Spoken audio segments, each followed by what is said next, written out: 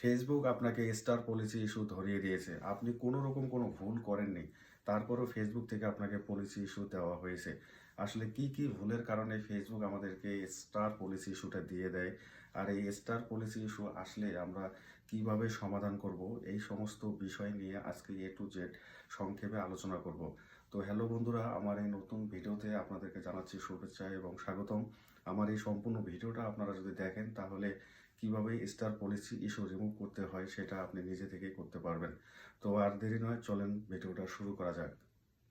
তো ভিডিওর শুরুতেই আমরা জানার চেষ্টা করব ফেসবুক আসলে কি কি কারণে আমাদের এই স্টার পলিসি ইস্যুটা ধরাই দেয়। তো এই স্টার পলিসি ইস্যু আসার অন্যতম প্রধান কারণ হচ্ছে আমরা অন্যের কমেন্ট বক্সে গিয়ে বারবার কমেন্ট করতে থাকি যে আমার উইকলি চ্যালেঞ্জ কমপ্লিট হচ্ছে না, দয়া করে আমাকে কিছু স্টার সেন্ড করেন। বিশেষ করে স্টার সেন্ডারদের কমেন্টের রিপ্লাই দিতে গিয়ে বারবার আমরা এই জিনিসটা ভুল করে থাকি যে আমাদেরকে কিছু স্টার গিফট করেন।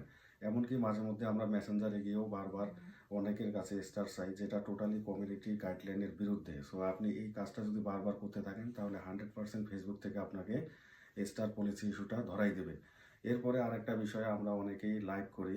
সো লাইভ করার সময় যারা লাইভে গিয়ে বলে যে আমাদেরকে একটু সাপোর্ট করেন স্টার দিয়ে, আমি ছোট ইউজার, আমার চ্যালেঞ্জ পূরণ হচ্ছে না, দয়া করে আমাকে কিছু স্টার গিফট করেন।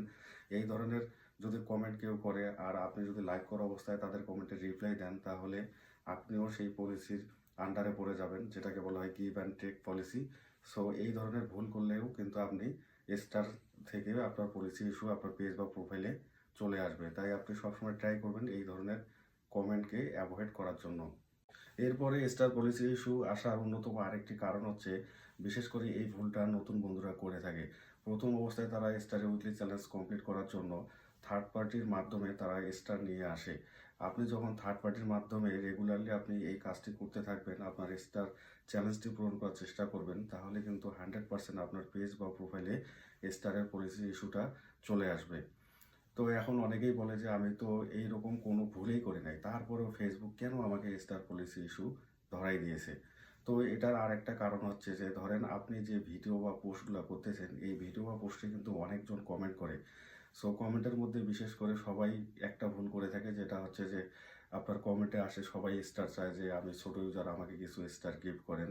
তো এই ধরনের যদি কমেন্ট আপনার পেজ বা প্রোফাইলের মধ্যে চলে আসে আর আপনি যদি ভুল করেও এই কমেন্টের একবার রিপ্লাই দিতে চান তাহলে কিন্তু আপনি 100% এই স্টারের পলিসি ইস্যুটা খেয়ে যাবেন। তো আপনি সবসময় এই ধরনের কমেন্ট অ্যাভয়েড করে চলবেন এবং কোনো রিপ্লাই দেবেন না। তো বন্ধুরা, এই স্টার পলিসি ইস্যু রিমুভ করার জন্য আমরা এখন কি করব?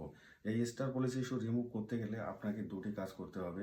তার মধ্যে নাম্বার ওয়ান হচ্ছে যে আপনি লাইভ ভিডিও কিংবা যে কোনো ধরনের পোস্ট করতেছেন, এই সমস্ত পোস্ট বা ভিডিওতে যারা কমেন্টে এসে আপনার কাছে স্টার চাইবে, এই ধরনের কমেন্ট আপনি সবসময় অ্যাভয়েড করে যাবেন।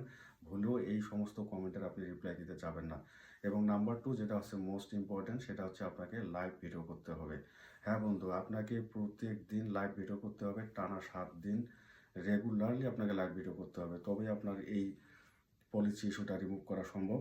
আর ফেসবুক লাইভ করার সময় একটা জিনিস অবশ্যই মাথায় রাখবেন, সেটা হচ্ছে যে আপনার লাইভ ভিডিওর দৈর্ঘ্যটা যেন সর্বনিম্ন 15 মিনিট থেকে আধা ঘন্টা হয়, তাহলে আপনার জন্য এটা বেটার হবে। আরও যদি আপনি পারেন 1 ঘন্টার উপরে লাইভ করার ট্রাই করবেন, তাহলে কিন্তু খুব দ্রুত আপনার এই স্টারের পলিসি ইস্যুটা রিমুভ হয়ে যাবে। তো বন্ধুরা, এই ছিল আজকের ভিডিওটি আমার কেমন লাগলো অবশ্যই কমেন্ট বক্সে জানাবেন। আর সবাই সবাই অবশ্যই ফেসবুকের কমিউনিটি গাইডলাইন মেনে কাজ করবেন। সবাই এগিয়ে যান। ধন্যবাদ সবাইকে, ভালো থাকবেন।